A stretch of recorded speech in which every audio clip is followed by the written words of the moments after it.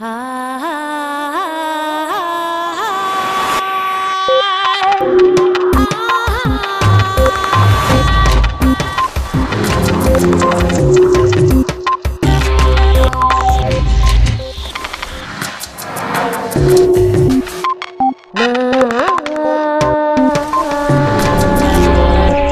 neandertales no están totalmente extintos. Todavía viven un poco en algunos de nosotros. Svante Paavo.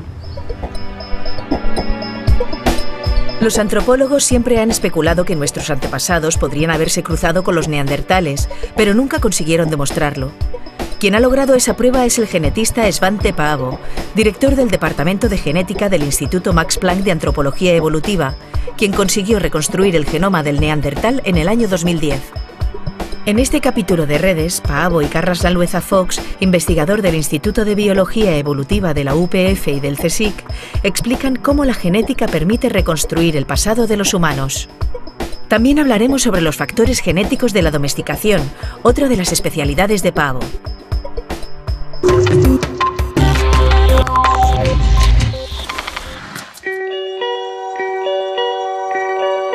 Es curioso, pero hasta hace muy poco tiempo, para saber lo que había pasado en el pasado, lo que hacíamos era admirar muy a menudo los fósiles.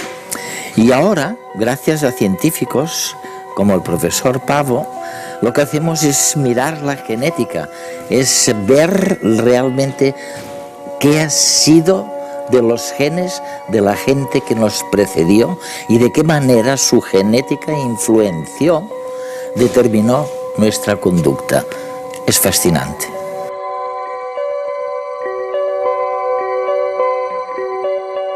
Es maravilloso conversar contigo. Y para nuestros telespectadores será un auténtico privilegio escucharte. ¿Por qué? Bueno, en primer lugar, porque has conseguido fama mundial gracias a tu investigación sobre los neandertales, los antecesores de la humanidad, o de... ¿cómo lo llamas tú? Los humanos modernos, los que son exactamente como nosotros, más o menos. ¿Eso es? Sí. Eso es. Hablaremos mucho sobre los neandertales en nuestra conversación. Y en segundo lugar, hay algo que denominas domesticación. Hemos aprendido mucho sobre el comportamiento de los animales y sobre si podemos o no influir en dicho comportamiento genéticamente. Y también es increíble, porque antes pensábamos que solamente los paleontólogos sabían cosas del pasado analizando los fósiles. Pero ahora resulta que llegáis vosotros y decís que también está la genética, y que con la genética se puede saber mucho más que analizando únicamente los fósiles. Pero empecemos hablando, si no te importa, de los neandertales. ¿Qué hemos descubierto de ellos que no sabíamos antes? Ante todo, hemos aprendido que tenemos un antecesor común. Tanto los neandertales como nosotros tuvimos un antepasado común hace unos 300.000 años. Luego, cuando los humanos modernos salieron de África, se encontraron con los neandertales y se cruzaron con ellos, tuvieron hijos, y esos hijos se incorporaron a la población de humanos modernos. Lo increíble es que encontramos esa contribución en todos los humanos modernos que viven en la actualidad fuera de África. Es decir, no solamente en Europa y Asia Occidental, donde estuvieron los neandertales, sino también en China, en los nativos americanos, en Papúa Nueva Guinea. La explicación que sugerimos para este fenómeno es que cuando los humanos modernos salieron de África, se encontraron a los neandertales. Suponemos que en Oriente Medio por primera vez, y hubo cierto cruzamiento, de modo que la contribución de los neandertales a nuestro ADN se transmitió a los humanos que luego se marcharon a China, a Papúa Nueva Guinea, de modo que todas las personas que están fuera de África en la actualidad tienen alrededor de un 2,5% o así. ¿De qué? De proporción en nuestro genoma. ¿Del neandertal? Sí, por tanto los neandertales no están totalmente extintos. Es como si todavía vivieran un poco en algunos de nosotros. Los primeros antepasados humanos salieron de África hace poco menos de 2 millones de años y se extendieron por Europa, que en ese momento tenía temperaturas mucho más bajas que las actuales. En ese entorno gélido se desarrollaron los neandertales. Los humanos que quedaron en África siguieron evolucionando. Así surgieron hace 150.000 años los sapiens modernos, la especie a la que pertenecemos todos los hombres actuales. Y como había ocurrido casi 2 millones de años antes, un nuevo grupo salió del continente africano. Hace 90.000 u 80.000 años siguieron el camino de sus antecesores y se encontraron en Oriente Próximo con los neandertales, con los que se cruzaron y tuvieron descendencia.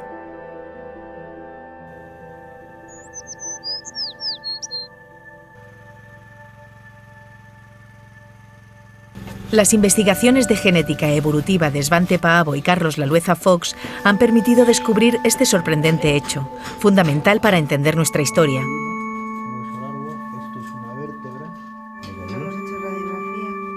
Hasta hace poco se creía que éramos demasiado distintos como para poder reproducirnos. Descubrir que somos más parecidos de lo que creíamos implica redefinir el concepto de especie humana. Pero ¿cómo se ha podido descubrir esto? A partir de los huesos recogidos de los neandertales, se ha logrado algo muy difícil: extraer muestras de ADN, es decir, de material genético neandertal. Este material, sin embargo, está mezclado con el de bacterias que viven en los huesos o en los yacimientos, así que primero se ha de identificar el ADN neandertal, que en este caso constituye solo un 4% del material total extraído de la muestra. Una vez identificado, se puede comparar con el nuestro, para saber hasta qué punto se parecían a nosotros. Y lo que se ha visto es que aunque la forma del cuerpo de los neandertales fuese distinta de la de los humanos modernos, de 10.000 genes que se han comparado, solo se han encontrado diferencias en 80 genes, relacionados con procesos metabólicos, cognitivos o fisiológicos. Nosotros somos genéticamente muy parecidos a los neandertales, pero por 2 motivos. Uno es porque compartimos un antepasado común muy cercano en el tiempo, hace solo medio millón de años que divergieron ambos linajes, por tanto tenemos un background genético muy parecido. Y después porque hay en los humanos modernos no africanos cerca de un 2,5% de nuestro genoma que proviene directamente de los neandertales por cruzamiento con nuestros antepasados. Todos los humanos modernos no africanos procedemos de un pequeño grupo de migrantes que salieron de África y se encontraron con los neandertales. Por tanto, digamos, los únicos humanos que no tienen genes neandertal por contactos son los africanos que están al sur del Sáhara. Aunque pueda parecer curioso, las diferencias genéticas entre un chino, un inglés y un indio del Amazonas son menores que las que hay entre 2 africanos subsaharianos de regiones distintas. Sabemos lo que ocurrió con esos africanos que conquistaron el mundo. Nosotros somos sus descendientes. ¿Pero qué pasó con los neandertales? La extinción de los neandertales es un tema controvertido en el cual hay opiniones diferentes. Yo creo que en realidad no es que fueran cognitivamente inferiores a los humanos modernos, sino que sencillamente tenían una estructura demográfica distinta. Formaban pequeños grupos familiares muy dispersos en un territorio enorme. Y en cambio nuestros antepasados entrando en Europa hace 40.000 años probablemente tenían una estructura demográfica mayor con redes sociales más interconectadas y que esta pequeña diferencia, ya digo, exclusivamente demográfica probablemente conllevó la desaparición de los neandertales en unos miles de años.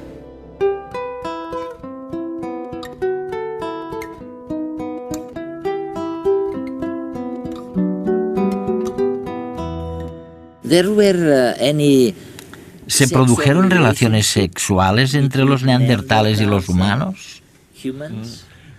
Este tema se ha debatido mucho durante los últimos 20 o 30 años y ahora que hemos podido determinar la primera versión del genoma del neandertal, hemos podido abordar la pregunta directamente analizando a las personas de hoy en día y preguntándonos si tenían pedacitos de sus cromosomas, de su ADN, procedentes de los neandertales.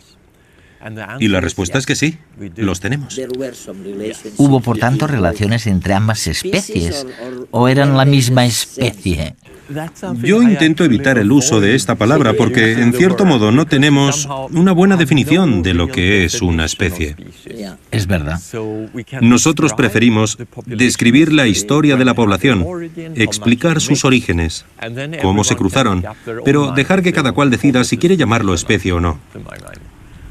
Y si sabemos algo ahora, ciencia cierta, como dices, es gracias al genoma, gracias a que habéis recuperado el ADN que pertenecía a alguien. ¿De verdad? ¿A quién? Bueno, ¿a una hembra? sí, hemos secuenciado el genoma del neandertal principalmente a partir de 3 pequeñas piezas de hueso. Mira, tengo una copia de uno, si lo quieres ver.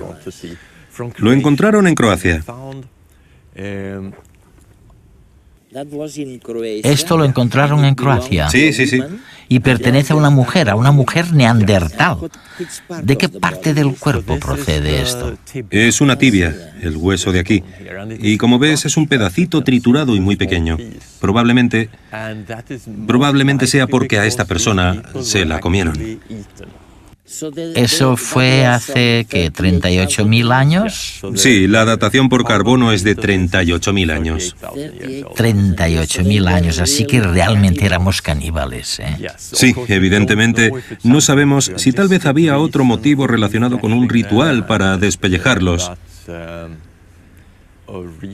Pero es razonable suponer que a estos ejemplares se los comieron. Sí. Oye, ¿y hay alguna posibilidad de clonar un neandertal? Muchos me lo preguntan, y la respuesta que siempre doy es que no. Cuando recuperamos el ADN de esa época, está degradado, químicamente modificado, y no hay modo alguno, ni lo habrá en el futuro, en mi opinión, de reconstruir todo el genoma. Y por supuesto existe también un enorme problema ético. No se puede crear un ser humano pensante por pura curiosidad científica, ¿sabes? Es algo que jamás se hará. Incluso así, imagino que no se puede reconstruir o hacer que una célula humana sea como la célula de un neandertal, porque no tenemos el genoma completo ni acabado. Pero, ¿qué pasa con otros animales? Muchas personas se plantean volver a la vida a los mamuts, por ejemplo. Creo que cabe imaginar que en el futuro sepamos qué genes provocan que los animales sean peludos o estén adaptados al frío. Y se podría modificar una célula madre de elefante para crear un elefante de pelo largo y más adaptado al frío. Pero no será un mamut real, únicamente tendrá algunas características del mamut. Esto sí que es imaginable, en mi opinión. Pero el ADN del mamut que encontramos en el suelo helado del permafrost está degradado en pequeñas piezas, etc. Por tanto, la secuenciación de todo el genoma nunca será posible. Gracias a Paavo, hemos demostrado que nuestros antepasados se cruzaron con los neandertales. Esa confirmación no ha hecho más que incrementar nuestra curiosidad. ¿Qué tipos de seres eran aquellos? Sabemos que eran corpulentos, que estaban mejor adaptados al frío que nosotros, pero quizá también eran menos inteligentes.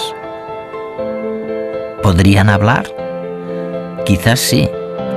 Lo sugieren las investigaciones de Paavo, que demuestran que compartían con nosotros un gen asociado al lenguaje.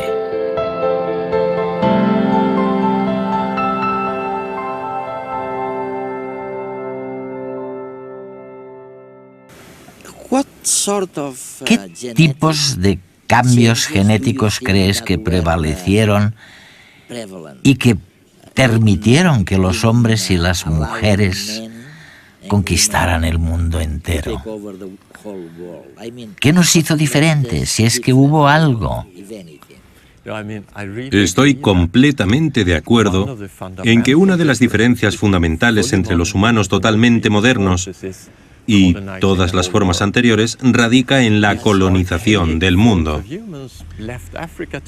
Las demás formas arcaicas de humanos dejaron África hace 2 millones de años y durante todo el tiempo que existieron jamás llegaron a América, ni a Australia, ni a Madagascar. Mientras que los humanos modernos salieron de África permanentemente hace 50.000 años y colonizaron cada pequeño fragmento libre de tierra. Llegaron a la isla de Pascua y a Hawái. Ahí ocurría algo muy distinto. En parte tuvo que ver con la tecnología, por supuesto, con la habilidad de construir barcos y embarcaciones y viajar sobre el agua. Pero creo que también hay otro elemento que es casi psicológico. ¿Cuántas personas tuvieron que embarcarse por el Océano Pacífico y desaparecer antes de encontrar la isla de Pascua? Y los neandertales, por ejemplo, vivieron de 3 a 4 veces más de lo que nosotros hemos existido en este planeta. Pero no hay ningún indicio de que jamás cruzaran las aguas si no veían tierra al otro lado. Por eso a veces digo que estamos locos. Nos pasó algo raro porque ellos se portaban de un modo razonable. No es razonable cruzar el océano si no ves que hay tierra al otro lado. Pero hay que hacerlo y hay que hacerlo una y otra vez. Ahora vamos, incluso a Marte, así que jamás nos detenemos. Creo que a nuestro cerebro le falta un tornillo, realmente.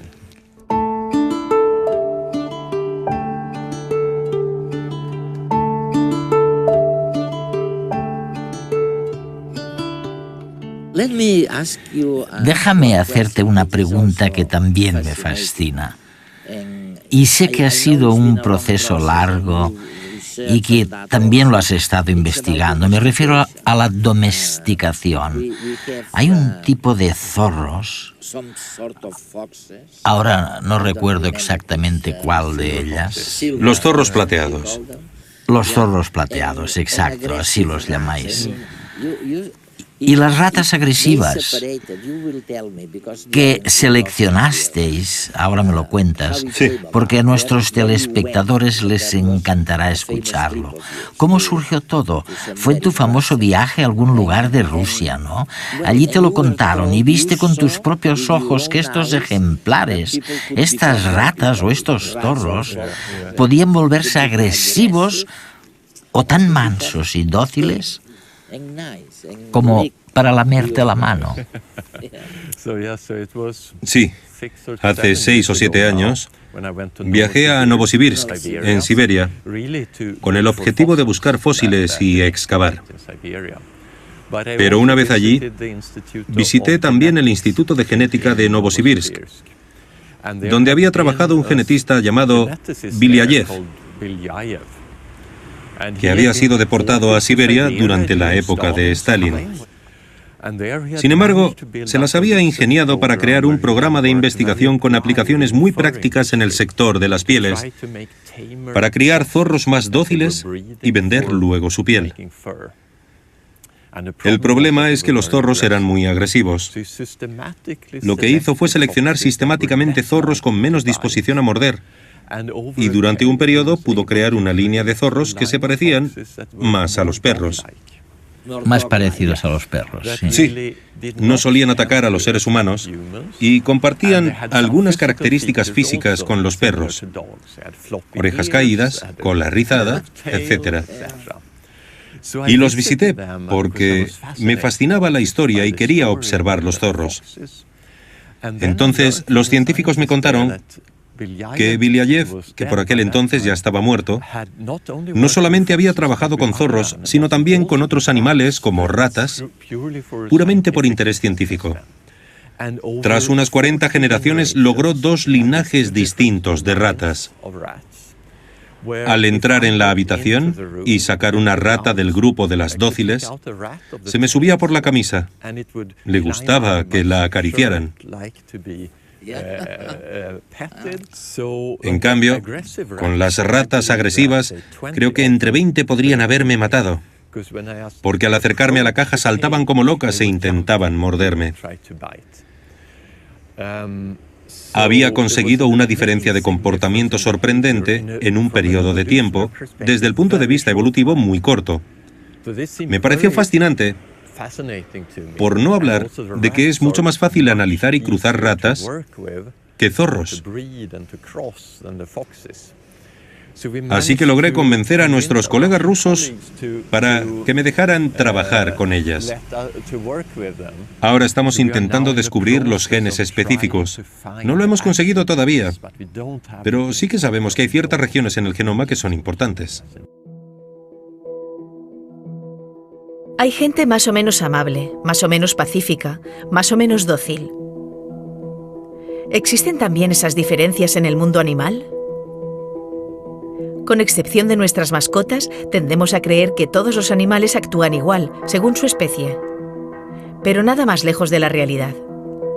Cada ejemplar también tiene una personalidad definida, y su carácter depende de sus genes. Veamos, por ejemplo, el comportamiento de estas dos ratas. En principio no hay nada que las diferencie entre sí. Sin embargo, la reacción que tienen frente al guante de la investigadora es totalmente distinta. La manera en que se comportan no es casual. El equipo de Svante Paavo ha hecho reproducirse durante años ratas que de forma natural eran pacíficas y confiadas. El resultado de estos cruces son estos ejemplares, que pueden incluso ser sacados de sus jaulas sin problema. Son el colmo de la sociabilidad. Por otra parte, se han cruzado repetidamente ratas agresivas, hasta conseguir ejemplares totalmente desconfiados y preparados para la lucha. La diferencia entre estas y las anteriores es abismal. En pocos años, las dos líneas de reproducción han dado lugar a dos personalidades de lo más dispares. Como decíamos, la clave está en los genes. Pero no ha sido necesaria la manipulación genética en el laboratorio para llegar a esta conclusión. El ser humano ha cruzado animales genéticamente programados para ser dóciles durante miles de años, de forma selectiva e intuitiva. Es lo que denominamos domesticación.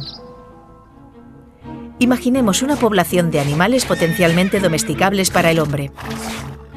Algunos, aquellos que tengan genes que les predispongan para ser dóciles, se acercarán más al hombre, le tendrán menos miedo.